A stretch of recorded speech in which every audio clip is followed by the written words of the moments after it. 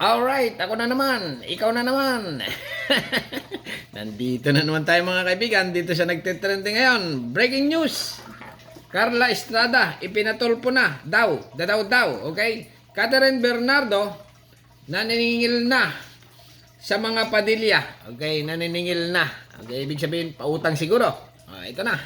Reaction video. Inulit ko. Reaction video lang. Mga ka-showbiz finds, narito na ang issue na kailangan nyong malaman ngayon. Okay.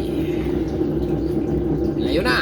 Catherine Bernardo, usap-usapan ngayon sa paniningil kay Carla Estrada at kay Daniel Padilla. Oh. Ano kaya ang mga sinisingil ng aktres? Ano?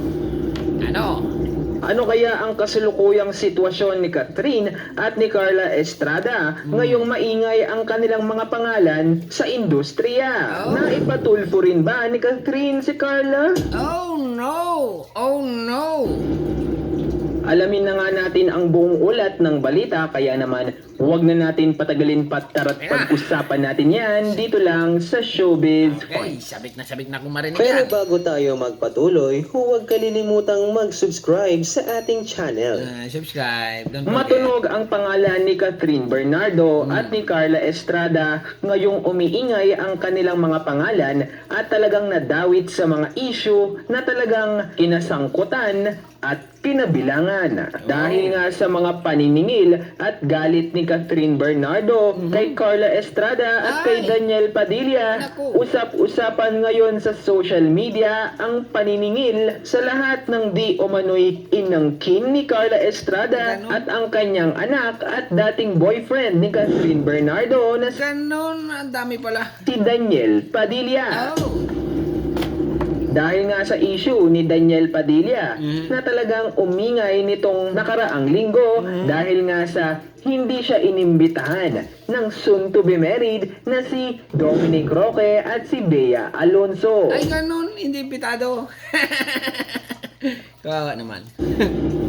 Sa lahat nga ng Nguya Squad na kanilang inimbitahan ay si Daniel Padilla lamang ang kanilang hindi binigyan ng abiso at imbitasyon para sa kanilang kasal. Ako, Diyos mio, marimar. Ang masasabi ko lang dyan mga kaibigan, na pag hindi ka imbitado sa isang kasalan, ay no comment. Kumain ka na lang sa mga mamahaling restaurant, ha? Mayaman naman siya, artista. Kaya lang, medyo parang sinuntok ka sa katotohanan, ha? Na hindi ka imbitado. Oh, lahat ng katropa mo, imbitado. Bago ikaw lang, ay hindi. Nananatiling disclosed pa rin nga ang rason ni Bea Alonso at ni Dominic Roque kung bakit nga ba hindi nito inimbitahan ang aktora. At dahil nga dito ay talaga nga namang kumakalat ngayon sa social media na di umano'y nang gagalaiti na at talagang galit na ang nanay ni Daniel Padilla na si Carla Estrada. Naku. Dahil ngayon ngang pinag-uusapan si Catherine Bernardo dahil nagsisimula na raw itong maningil ng lahat ng pera Ay, na nako. Ibig sabihin, pira nga. Ha? Utang. Kaya pala ito parang galit nga yung picture niya. Papansin niyo mga kaibigan, parang sinisigawan niya or naninigaw siguro ito. Ang gano'n, no? Utang mo! Bayaran mo! Yung mga utang ko, tinaguan ko na eh. Yan ang reality, okay? Pero ito sa tingin ko, milyon ito mga kaibigan, ha? Milyon ang pausapan dito kasi nga, ito si Carla Estrada, Daniel Padilla kung may utang man, okay? Eh hindi uutang ito ng barya-barya, okay? Sa tingin ko, milyonan ito. Kaya ito si Catherine Bernardo, ay sumasabog, ang galit. Ha? Continue lang. ibinigay nito kay Carla Estrada at kay Daniel Padilla. Ay, nako, ulitin nga natin. Dahil ngayon ngang pinag-uusapan si Catherine Bernardo dahil nagsisimula na raw itong maningil ng lahat ng pera na ibinigay nito kay Carla Estrada. Nako, ay ganun, bigay naman pala eh. Nako, paulit-ulit naman.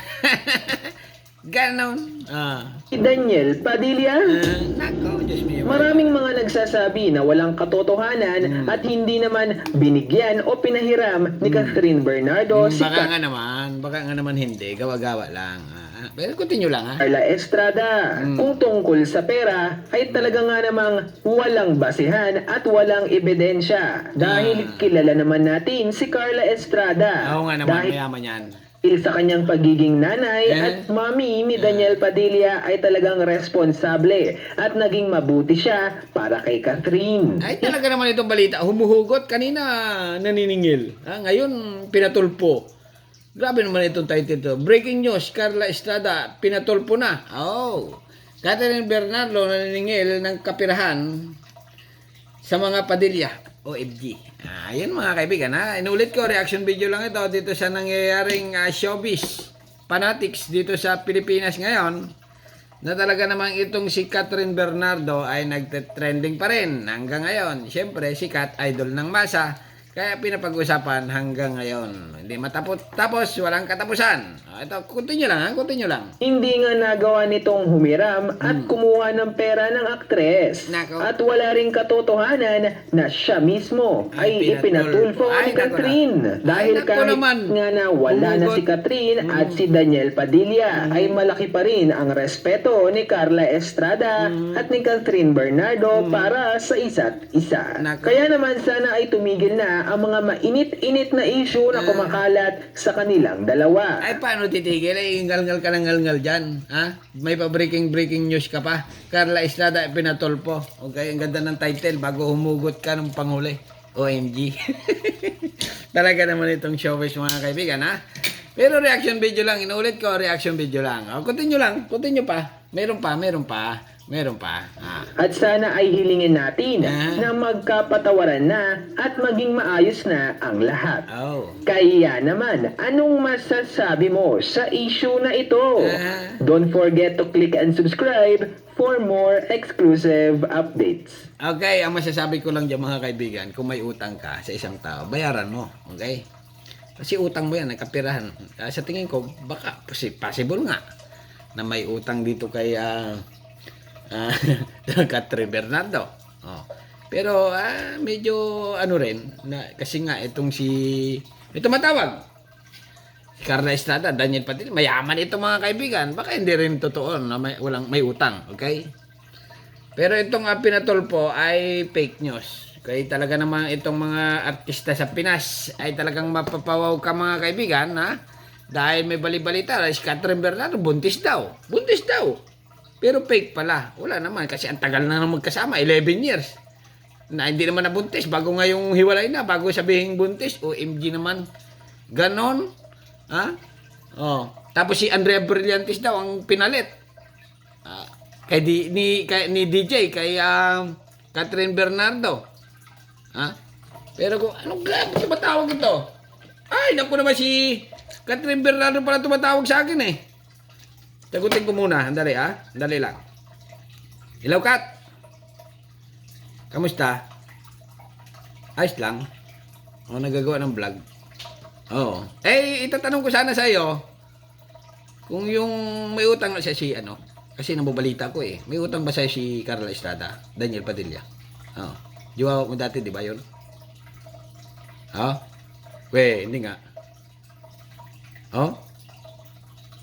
Secret lang? Grabe ka naman. Hindi nga. Sige, hindi ko sabihin. Sige. Okay, bye-bye, okay. Ayos lang ako. Namusta ka lang pala. Kamusta na lang, kalimutan mo na si Daniel. Wala, maghanap ka na ng iba. Marami, andyan naman yung mga artistang mga gwapo. Mas gwapo ka rin, Daniel, makakahanap ka rin. Sige na. Busy ako ngayon. Sige, bye-bye. Bye-bye, Kat. Okay.